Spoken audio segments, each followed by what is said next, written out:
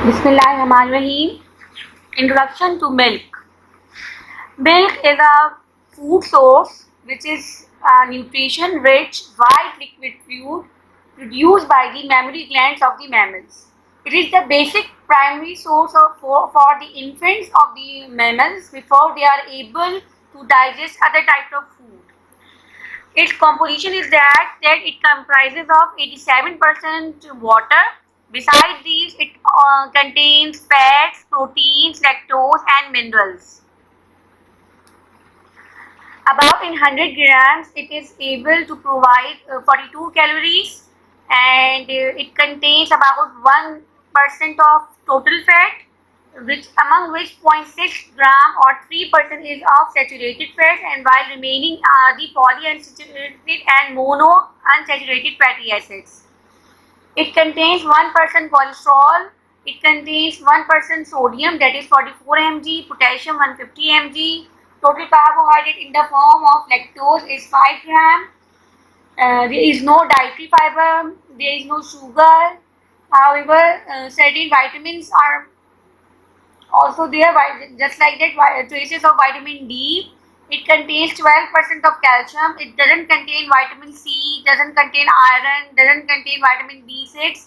However, it contains cobalamin about 8% and magnesium about 2%. Depending upon the source of the animal, different types of milk are available, and their use is basically related to the amount of the type of mineral present in the milk. For example, almond milk is the rich source of the calcium, so it can be directly used for the as a source of the calcium. While soy milk is responsible for the smoothness of skin, so it is basically have a dermatological use. Hazelnut milk is basically used for the formation of the coffee, and coconut milk is basically used for the skin and for homemade soaps. Goat milk is mainly used to prepare yogurt. Whole milk is used as such in case of oat milk, and skim milk is used only for the protein value. There are various benefits of the milk.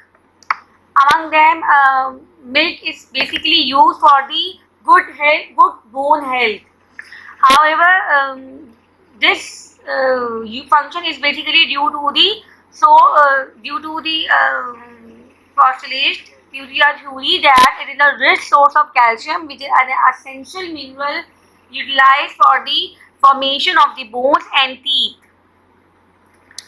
Cow's milk is a good source of potassium, which can enhance the vasodilation, and it has a cardioprotective effect by reducing the blood pressure.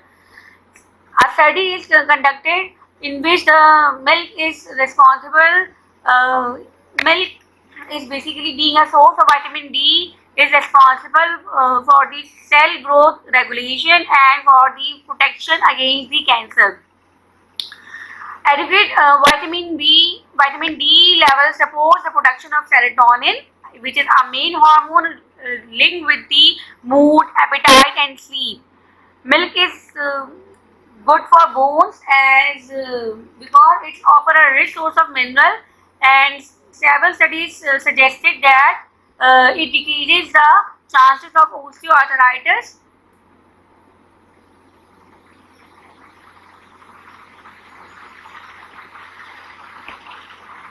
Being a good source of protein, milk is responsible for the building up of lean muscle mass.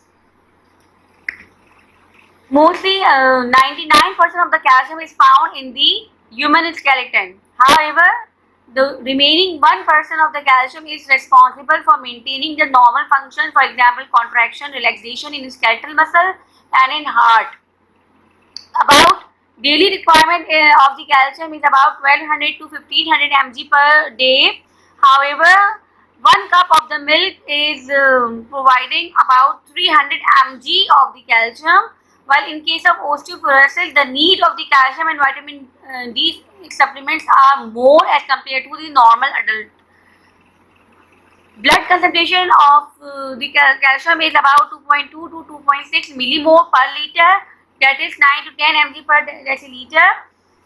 1% of the free calcium is either in the form of 47% is in the form of free, while 53% is in the form of the binded form.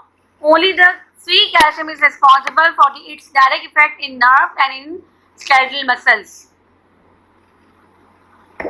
If we talk about the milk, then we will discuss about the calcium, and then calcium is linked with its regulation. So for the regulation of calcium, we have three major hormones: parathyroid hormone, calcitriol, and calcitonin. Parathyroid hormone is released from the parathyroid gland, and it stimulates the osteoclast to release calcium in the bloodstream. It also stimulates the kidney to reabsorb calcium from the blood plasma, so the person cannot lose it in the process of urination, and it indirectly increases the absorption of calcium from food in intestine by stimulating the action of another hormone, which is the calcitriol. Calcitriol is another hormone, and it basically increases the absorption of the calcium through the small intestine. And how it can happen, that it basically when free calcium levels falls in the blood, then the change in level stimulates the parathyroid gland, and it secretes PTH, which in turn causes the kidney to synthesize calcitriol. At the same time, prolactin, a hormone that stimulates the milk production, also stimulates the calcitriol, ensuring that the mother gets the maximum calcitriol to cope up the need of the calcium.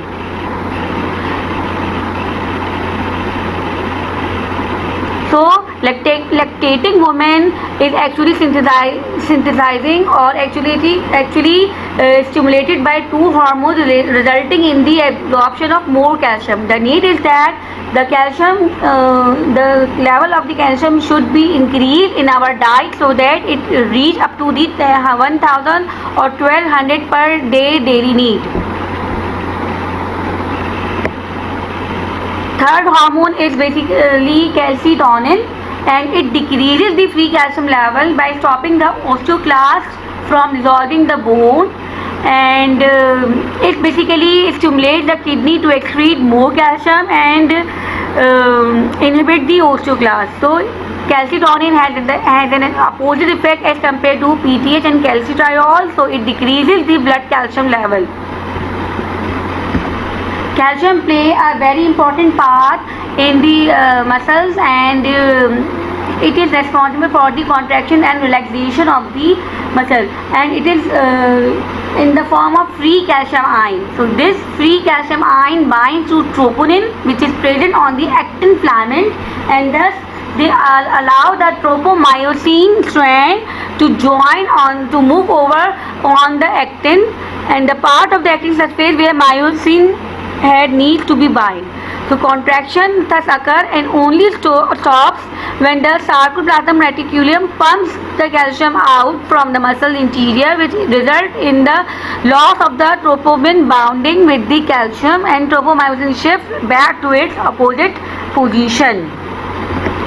Related disease are basically involve the levels, mainly there are two types of disorder: hypocalcemia or hypercalcemia. Hypocalcemia means if the levels of the calcium become decreased in the blood from the normal value, then the term is called hypocalcemia, and if the level is exceed from the normal, then the terminology is called as hypercalcemia.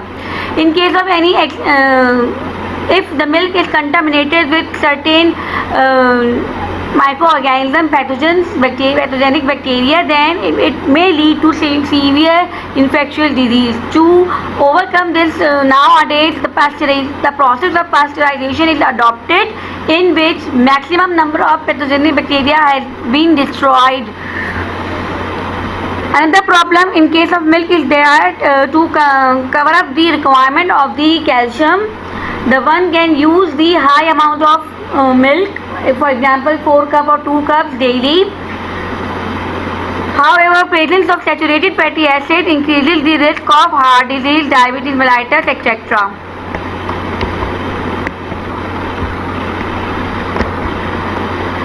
This is all about the calcium. The next video will be about the casein, which is the very important protein isolated from the milk. Thank you for watching. Please like and subscribe.